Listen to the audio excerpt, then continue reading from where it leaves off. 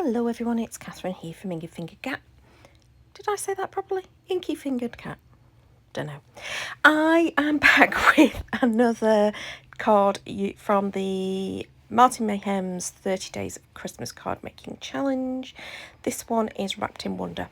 Now, I have not made videos for every single one of the cards that I've joined in, and I also haven't done the complete challenge. I decided to give myself some grace and not do all of them, and also not do all of them as a video, so I didn't have to do voiceovers. So for those that want to know, I'm just saying this all at the beginning before I dive into what I'm actually doing.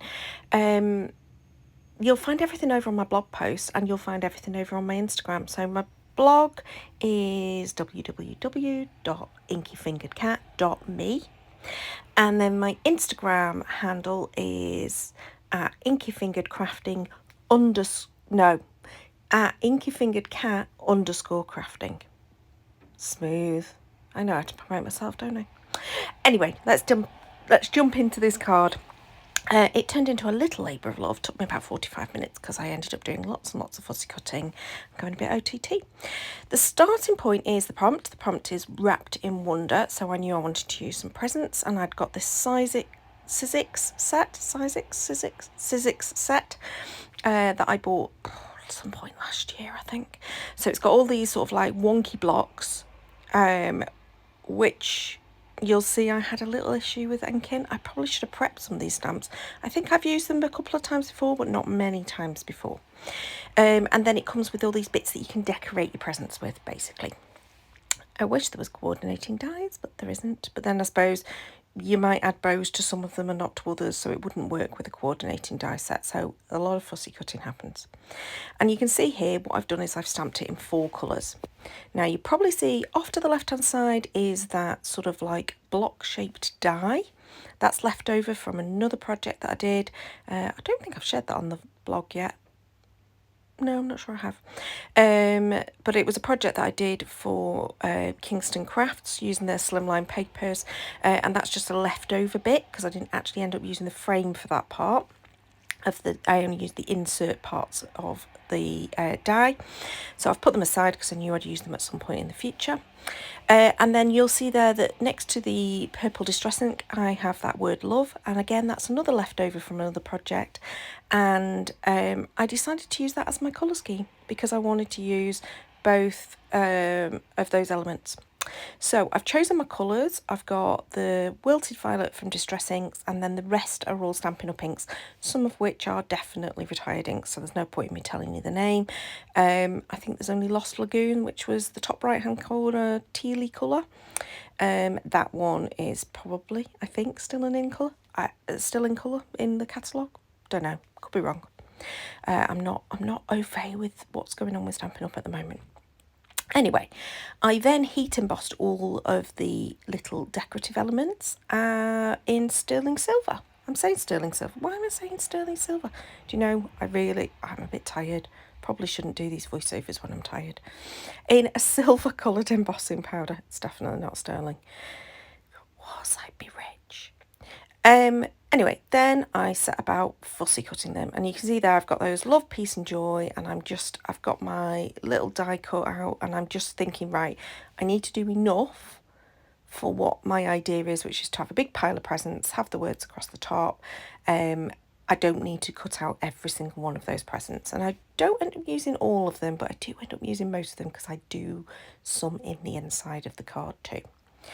So, yeah, a lot of fussy cutting. The great news is the vast majority of this is so easy to fussy cut because they're mainly blocks. They are like slightly wonky blocks, but that actually gives you a little bit of, leeway to get it slightly wrong. And you can see here I'm just assembling a cluster of presents, then trying to work out how I'm going to do the words, and I decide that that'll do. So I'm not replicating that exactly, but I knew that there would be enough pieces. That's what I was basically checking. I think I did end up cutting another 1 or 2 at the end just to add in, but yeah, most of them I was quite happy with.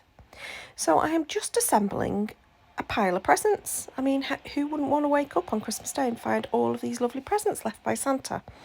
Not a traditional colour scheme for my Christmas gift wrapping. I sometimes do bring purple in. I tend to go fairly neutral these days, so I tend to go with like a dark green and a craft, mainly because I'm choosing papers that can be recycled, so nothing with foiling on, and I'm also now trying to use the plant-based tape, because apparently that biodegrades better. So that's my little green Christmas plea. Don't use stuff that's not going to be recyclable. We do our best to try and recycle everything in our house. So I've added all of those on, and I've just stuck it upside down because there is some glue exposed, because obviously it's not a solid piece I was gluing onto. And at this point I decided to go a little bit mad and add even more stuff. So I've chosen some stamps from a magazine kit. It's Simply Cards and Papercraft. Might still be available in the store because I only bought it a month or so ago, so you might be able to find it in the shop. And these stamps, it came with stamps and some papers, and I think some dies, which I think was from Chloe's Craft Creations, I don't know, something like that. I have stamped them, heat embossed with the silver, and now I'm just going to add those same colours back in, but just lightly using my paintbrush, bit of water and the ink direct onto the cardstock. The cardstock is not a watercolour cardstock, and you'll see I made a little boo-boo there because I actually wanted to add the pistachio pudding, which is the lighter coloured green, into that one, and then I use strawberry slush for the flower, and then I come back to that wilted violet for the berries, but I decide that they look a little bit too purple, so I do add a little bit of the strawberry slush into them. And then those are drying, and I'm going to fussy cut them. Now, I did only end up using one set. I stamped both just in case, but I didn't need the second one and decided not to add them into the centre of the card either, so they'll be free for another card at some point. Have got an idea on how I might want to use them actually already brewing in my head. Probably won't fit in with another Martin's Mayhem challenge, so maybe it'll be a future Festive Friday. You never know.